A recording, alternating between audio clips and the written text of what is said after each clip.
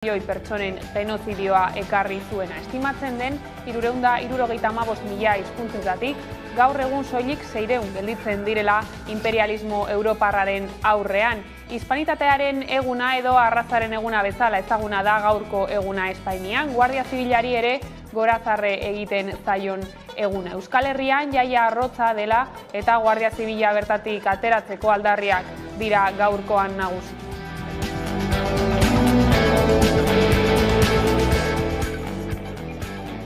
Arnaldo Otegik EH Bildu alderdiko ordezkariak manifestaziora deitu du azaroaren 12an, urriaren 12an ezer ez da ospatu behar aldarrikatzeko Bilbon mobilizazioa antolatu du. Antifasista guztiak, bakezale guztiak, soberanista guztiak, aurrerakoiak diren sektore guztiak Bilbo beteko dugu, ez gaituzte geldituko, iragarri du Otegik. Datorren 12an beste desfile bat egingo dugula. Desfile zibiko bat. Nun gizon emakumeak egongo dira gazte eta zarrak, irakasleak, langileak, intelektualak. Errebindikatzeko gu ez gerala ez espainolak, ez frantsesak. Gu euskalduna garela. Eta euskaldun bezala arro gaudela Euskal Herriataz. Eta gurea askatasuna dela. Gurea berdintasuna dela. Gurea elkartasuna dela. Gure proiektua ez duala inoren kontra. Baizik eta Euskal Herritarren alde doan proiektua dela.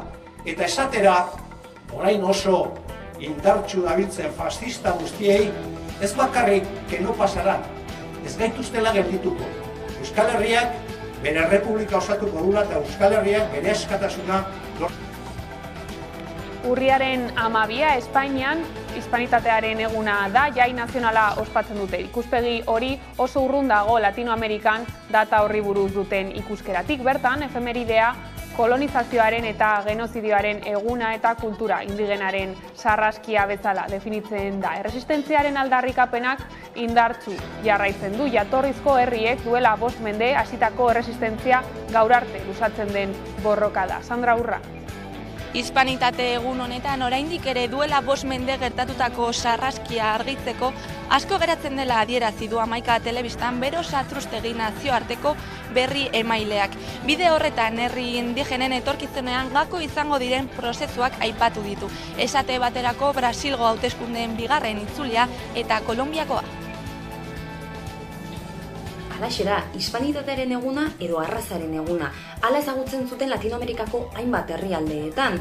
Egun ordea, desente izan dira izen hori atzean utzi eta bestelako ezaugarriak gora aipatzeko izen aldatu diotenak. Boliviak esaterako Evo Moralesekin 2011an, Boliviako estatu nazioan itzen deskolonizazioaren eguna izendatu zuen urriaren 12a. Edo Guatemalan, adibidez. Erresistentzia indigenaren eguna izenez ezagutzen da batez ere mugimendu sozialen artean.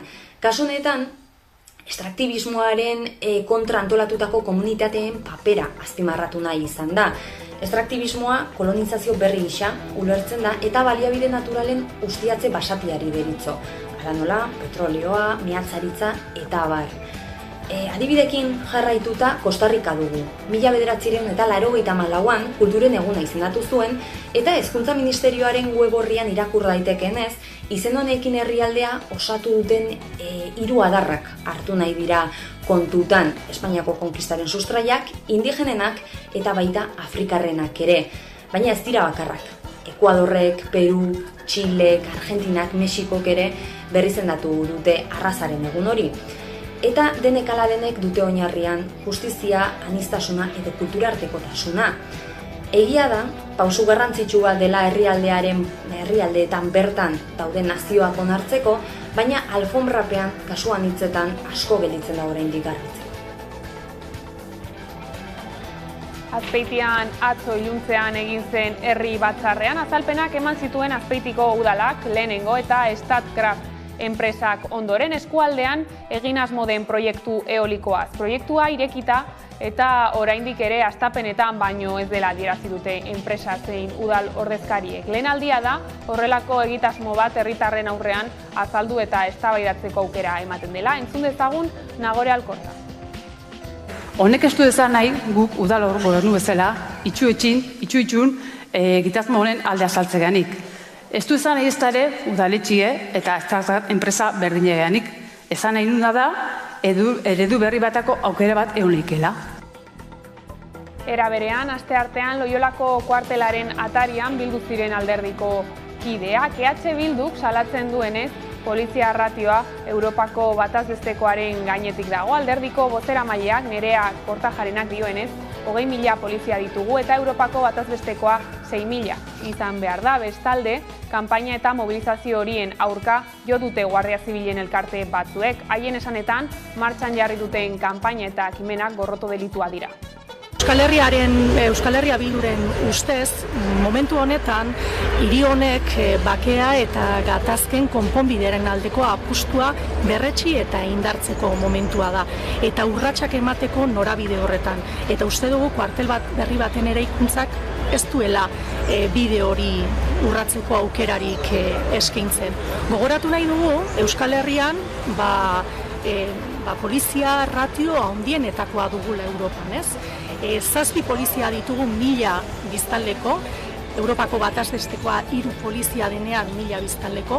Eta kulturan Durangoko azokak bere unibertso osoa berreskuratuko du abenduaren 7-tik 11-ara, hala pandemialdia igarota azoka berreskuratuko du Durangok eta online dendari ere eutsiko dio Gerediaga elkarteak. Ruben Ramos sortzaileak egin du aurtengo kartela eta estanda izan du ardatz Nerea Mujika Gerediaga elkarteko lehendakaria. Posi gatoz, 2 urteren ondoren aurtengoan Durangoko azokaren estanda biziko dugulako. Bai, estanda. Euskal kulturaren estanda, sorkuntzaren eta jaiaren estanda.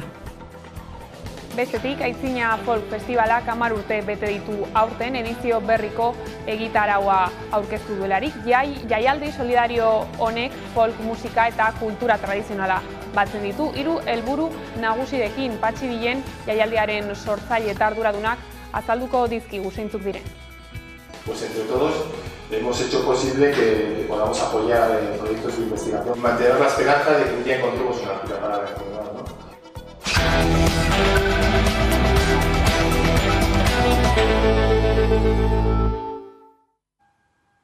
Arratsaldeon, lerroburuak horrela, heldu diezaiogun eguneko argazkiari. Duela 5 mende, gaurko egunaz hasi zen Hego Amerikaren konkista, gutxienez 70 milioi pertsonen genozidioa ekarri zuena. Estimatzen den 375.000 hizkuntzetatik gaur egun soilik 600 gelditzen direla imperialismo europarraren aurrean. Hispanitatearen eguna edo arrazaren eguna bezala ezaguna da gaurko eguna Espainian. Guardia Zibilari ere gorazarre egiten zaion eguna. Urriaren 12 honek hainbat argazki utzi dizkigu Euskal Herrian zein Madrilen Espainiako hiriburuan monarkia espainiarra, militarrak eta ekitaldi erlijiosoak protagonista izan dira beste urte batez.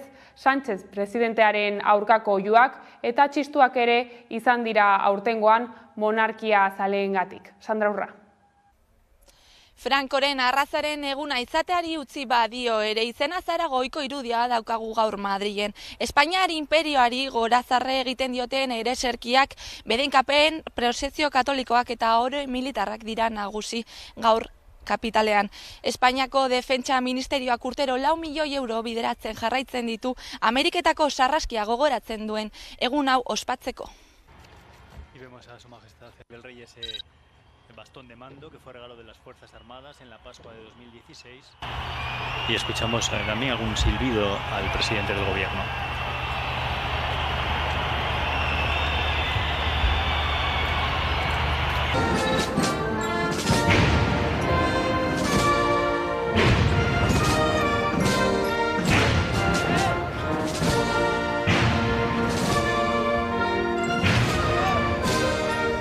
Urriak 12 hispanitatearen eguna, jai eguna da Espainiako estatuan, hala ere, hainbat erakunde, eragile eta lantegik ohiko jardunari eutsi diote. Edonola ere, gaurko egunean Espainiako Guardia Zibila goratzeko 11 ekitaldi antolatu dira. Bilbon, La Salbeko kuartelean ere Espainiako indar armatuei omenaldia egin diete eta bertan izan da Aiara de Urreta lankidea.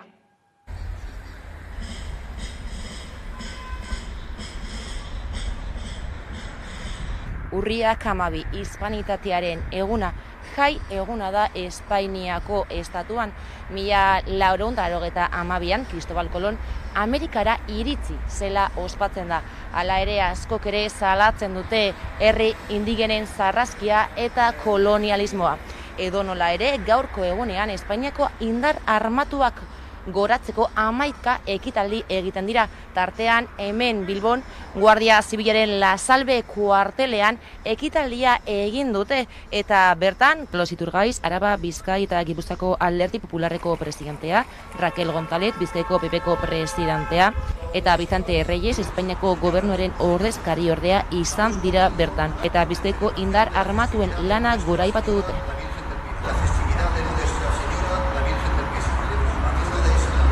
EH Bilduk aldemendik kanpainaren konpromisoa berretsi du aurtengo urriaren 12an. Aurten ere, Arnaldo Otegiren alderdiak martxan jarri du aldemendik kanpaina. Urriaren 12an ezer ez da ospatu behar aldarrikatzeko Bilbon mobilizazioa antolatu dute. Era berean, atzo Loiolako kuartelaren atarian bildu ziren polizia ratioa Europako batazbestekoaren gainetik dagoela salatzeko, gastu militarra eta alternatiba sozialetara behar dela ere aldarrikatzeko.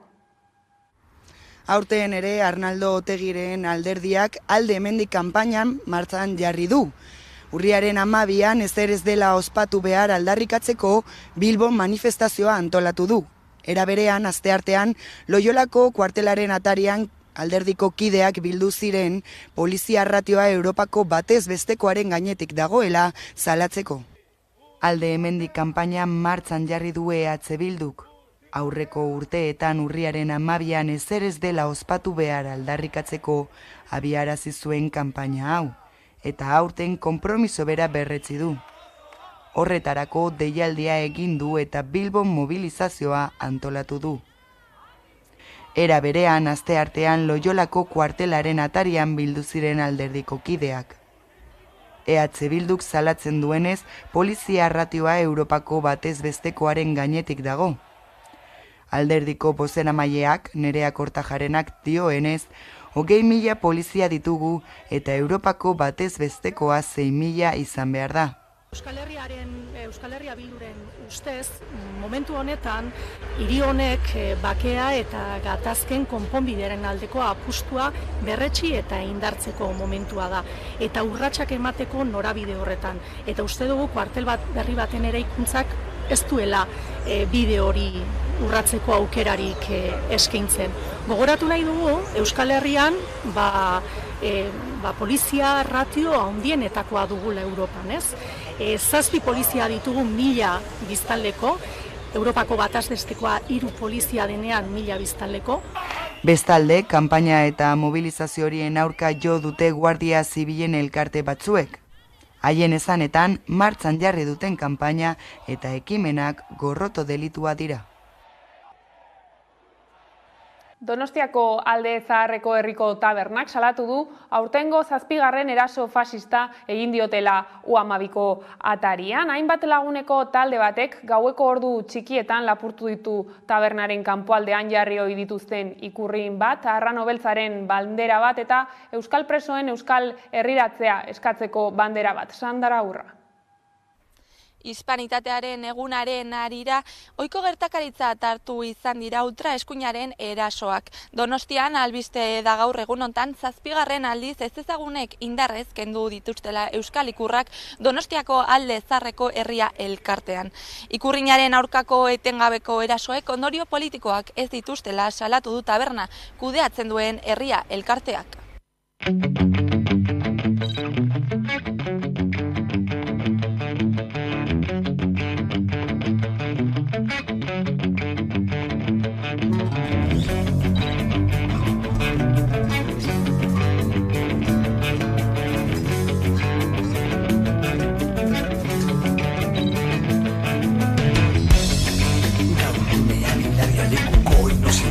Pausoak izintasuna pultzean, Badola mutuak hartzen du,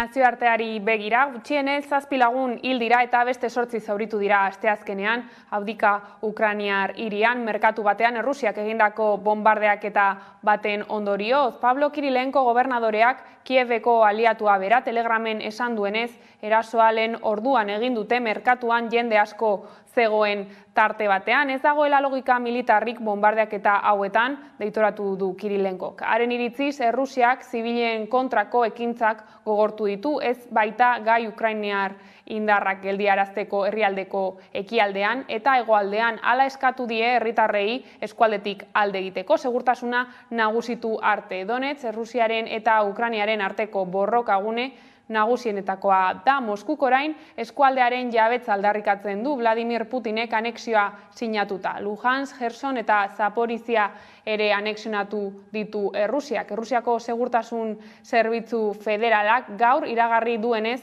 8 pertsona atxilotu dituzte joan den larunbatean Krimeako zubia kaltetu zuen bomba erasoan parte hartzea egotzita. Une honetarako ikerketaren esparruan Errusiako 5 herritar eta delitua prestatzen parte hartu zuten Ukrainiako eta Armeniako 3 pertsona atxilotu dituzte. Bestalde, Errusiak asteazken honetan jakinarazi duenez, petrolio isuri bat izan da Duzba oliobidearen Poloniako sekzioan, Alemaniako mugatik gertu Varsoviak Errusiako agintariei jakinarazi dienez. Beraldetik, Joe Biden, AEBko presidenteak esan du ez duela uste Errusiak Ukrainan arma nuklearrak erabiliko dituenik. Hala ere, arma nuklear horiek erabiltzarekin mehatxatzea arduragabea dela eta akats larriak eragin ditzakeela esan du. Une honetan, AEBko presidenteak adierazi du Errusiako bere homologoa irtenbide bat aurkitzea zaila den egoera batean dagoela, batez ere Ukrainan izandako azken ezbehar militarren ostean eta ziurrenik bere burua salbatzea ahalbidetuko dioten konponbideak bilatzen ari dela. Ekonomiaren arlokoen bueltan, Laminaciones Arregiko enpresa batzordeak 2 ordutako lanuztea deitu du. Lab, ELA, UGT eta SK osatzen dute enpresako batzordea. Lanuzteaz gain, kontzentrazioa egingo dute Gasteizko lan harremanaren kontseiluan bidezko hitzarmena exigitzeko 15 bilera izan ondoren ez dute aurrera pausorik eman. Laminaciones Arregi enpresak 2006an sinatu zuen azken lan hitzarmena eta 2009an iraungi zen horren indarraldia. Azken urteotan enpresa batzordeak hitzarmen berri bat sinatzeko asmoa izan du, baina zuzendaritzak eskainitako proposamenak okertzen zuen egoera. Hala ere, beste hitzordu bat antolatu zuten negoziazioarekin jarraitzeko eta batzordeak eskaera egin zuen.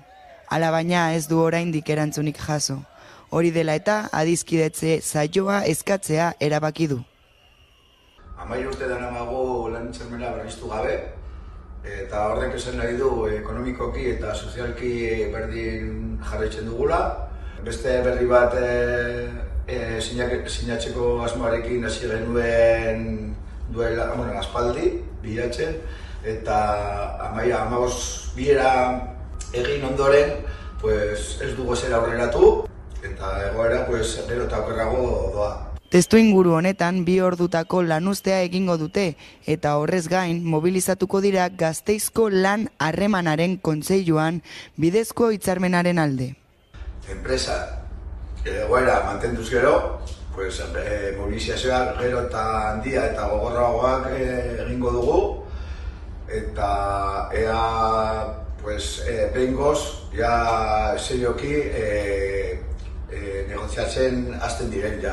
Bestalde, Mitxelineko Gasteizko instalazioek iraiaren 16tik ekoizpenak gelditu dute asteburu guztietan.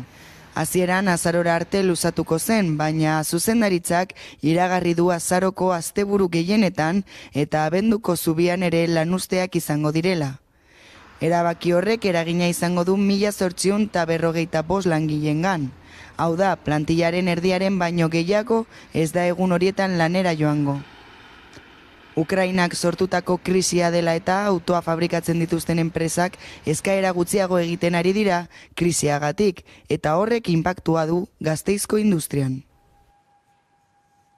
Gizartean, Azpeitian atzo iluntzean egin zen herri batzarrean, azalpenak eman zituen Azpeitiko udalak lehenengo eta Statkraft enpresak ondoren eskualdean egin asmo den proiektu eolikoaz. Proiektua irekita eta oraindik ere hastapenetan baino ez dela adierazi dute enpresa zein udal ordezkariek. Lehen aldia da horrelako egitasmo bat herritarren aurrean azaldu eta eztabaidatzeko aukera ematen dela. Galdera asko eta ugariak, ikusmina agerikoa. 3 orduz egon ziren atzo Azpeitian, Soreaso antzokian Statkraftek eskualdean eraiki asmo duen proiektuaren inguruan. PSP proiektu eolikoaz galdetu zuten 100 herritarrek herri batzarrean. 2027an abian nahiko luken Statkraft enpresan horbigarraren eskutik etorri dira azalpenak, Azpeitiko udalak babestuta. Partaidetza partekatzeko asmoa adierazi du Statkraftek, energia herritarren artean sozializatu eta beraz argindarra merkeago eskuratzeko. Horrez gain enpresaren arabera 130 lanpostu ere sortuko lirateke. Prozesua baina hastapen unean dago aurre balozio unean eta beraz ez dago ezer erabakita Azpeitiko alkatearen esanetan. Honek ez du esan nahi guk udal gobernu bezala, itxu-itxun egitasmo honen alde azaltzeganik. Ez du esan nahi ez ere udaletxie eta enpresa berdineganik. Esan nahi nuna da eredu berri batako aukera bat eunleikela. Dena den Agore Alkorta alkateak azpimarratu du ezer ez egitea ez dela aukera. Aztertzeko moduko proiektua da Alkortaren iritziz, adierazgarria baita energia sozializatzeko eta komunitate energetiko sortzeko asmoa adierazi izana norvegiarrek. Hala eta guztiz ere ikerketa sakonak egin beharko dira, dagoeneko hasi dira hegaztien kasua aztertzen. Testuinguru horretan hainbat herritar protestak aritu ziren ia 3 orduko gardentasun ariketa planteatu zen herri batzarrean. Besteak beste proiektuaren atzean zeinen interesak dauden mahai gaineratu zuten edota sortuko den argindarra zenbatekoa izango den. Naturan proiektu honek izango duen eraginaz ere kezka agertu zuten. Udalak argi utzi nahi izan du kalteak onurak baino handiagoak baldin badira atzera botako duela proiektua. Baina oro har herri batzarraren balorazio positiboa egin du. Balorazio positibo bat egiten dut, Soreasuko antzokile bete indalako, hori nahi genunez, herritarrak, pentsakera ezberdineko herritarrak bertan biltzie, ikusi dugu baita ere, herrien iritzi ezberdinik gaudela, gure helburu zen transparentzia ariketa bat egitea eta uste dugu helburu hori lortu dugu. Oraingoz dena irekita dago eta proiektuaren arduradunek argi utzi dute proiektuak aurrera egingo balu momentuz ez dagoela erabakita ez da izerroten neurria ere. Gipuzkoako mendiak aske lelopean agerraldi kolektiboa egin dute Elosun plataformek helburu jakin bat dute bertako mendietako ondare naturala, arkeologikoa, geologikoa, historikoa, paisajistikoa eta espirituala babestea, zein inguruetako, baserrietako eta herrietako biztanleak haien bizitokia, haien osasuna eta jardun ekonomikoa defendatzea. Eolikoen aferaren erdian asteazken honetan Gipuzkoako mendiak aske lelopean agerraldi kolektibo egin dute Elosun Bergara eta Azkoitia artean dagoen Bergarako auzoan. Gipuzkoako mendiak aske plataformaren baitan hainbat eragile elkartu dira, Gipuzkoako mendiak babesteko eta aurkeztu diren proiektu eolikoak gerarazteko. Eragile bakoitzak goizan goiztik euren herrietatik abeatu den mendi martxari ekin dio, eguerdian denek batera agerraldi publiko egiteko. Elosun mokadutxa egiteko aukera ere izan dute. Mendi eta ganadu feria entzutetxoa egin izan dute urteetan Elosun urriaren 12an, baina hortan ez dute egin eta desagertzar da. Honako taldeak dira gaurko ekimenaren deitzaile. Azkoitiko Oletan ere ez, Azpeitiko eta Zestoako Sainu bizirik, Bergarako Elgoibarko eta Soraluzeko Karakate bizirik, Urretxu Zumarragako Urretxu Zumarraga bizi eta azkenik Zizurkilgo eta Usurbilgo Handatza Ezkeltzu bizirik. Plataformek helburu jakin badute, bertako mendietako ondare naturala, arkeologikoa, geologikoa, historikoa, paisajistekoa eta espirituala babestea, zein inguruetako baserrietako eta herrietako biztanleak haien bizitokia, haien osasuna eta jardun ekonomikoa, bereziki nekazaritza jarduerari lotutakoa defendatzea. Ildo horretan elkarlanean hasi dira Gipuzkoako zenbait plataforma.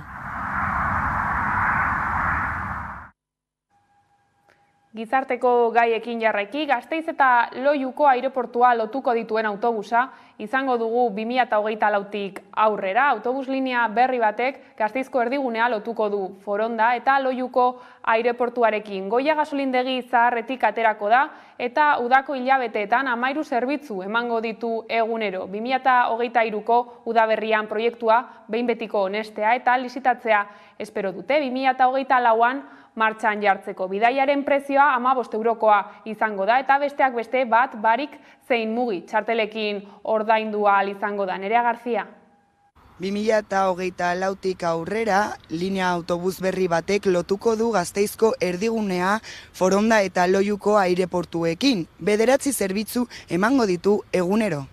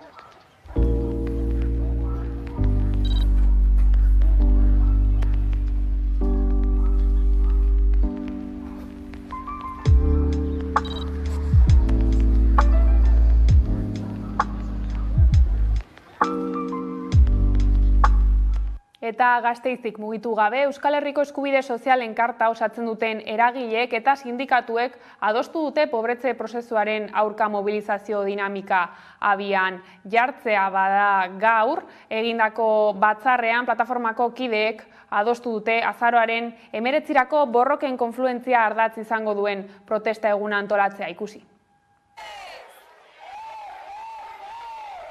Euskal Herriko eskubide sozialen karta osatzen duten eragileek eta sindikatuek adostu dute pobretze prozesuaren aurka mobilizazio dinamika abian jartzea. Bada Gasteizen egindako batzarrean, plataformako kideek adostu dute azaroaren 19 borroken konfluentzia ardatz izango duen protesta eguna antolatzea. Ikasturtean landuko dituztenak zehaztu dituzte eta indar berrituta heldu direla gainera jakitera eman du plataformak oharbidez, baita bileran mintzagai izan dituztenak ere. Hau da, bizitzaren garestitzea, zerbitzu publiko eta eskubide sozialen murrizketa, energia eta krisi klimatikoa, guda imperialistak, zaintza sistema eta burujabetza gabezien ondorioak besteak beste. Emandako informazioaren arabera, askotariko eragileen ekarpenak aintzat hartuta, herritarrei eragiten dien pobretze prozesori aurre egin eta eraldaketa sozial erradikalaren alde aktibazioa oinarri, dinamika mobilizatzailea antolatuko du Euskal Herriko eskubide sozialen kartak urria eta azaroa bitartean. Kulturara salto, murrizketekin egindako 2 azokaren ostean, 57. Durangoko azoka osoa izango dela iragarri dute Gerediaga elkarteko ordezkariek. Atzo egin zuten azokaren aurkezpena Durangon eta albiste honekin iritsi gara albistegiaren bukaerara. Hauek izan dira, arratsaldeak gurean gaur utzi dituena gogoratu guztiak eta gehiago nahi duzuen aldiro 11.eus atarian, gero arte. Durangoko azokak estanda egingo du abenduaren 7tik 11. Pozik gatoz. 2 urteren ondoren aurtengoan Durangoko azokaren estanda biziko dugulako. 57. edizioan Euskal Sortzaileen plazak bere unibertsoa berreskuratuko du. Horrez gain online dendari eutziko dio. Euskal kulturaren estanda. Sorkuntzaren eta jaiaren estanda. Durango osotik eta Euskal Herri osora zabalduko den estanda. Abenduaren 7an lehertu eta 11 arte irango duen estanda. Euskal Herriko otzoko guztitako lagunek estanda egiteko plaza izango da gainera. Kulturarena, kulturzaleena eta danak Euskal Herriko txoko guztizetatik estanda bat emotea eta danok gogotsu etortzea Durangora disfrutatzera. Erakusmaien izen ematea itzita dago eta momentuz ez dute datu zehatzik eman. Hori bai, espero dute pandemien aurreko bizitari eta salmenta kopuruetara itzultzea. Izen emateko eta epe ofizial horiek itxita daude, baina orain daude errebizioak, azken inkorporazioak eta bar orduan benetan azken emaitza kopurua ez dakigu zein den. guk usaina hartzen dugu edo uste dugu ikusten dugunez azoka bete-bete bat ikusiko dugu.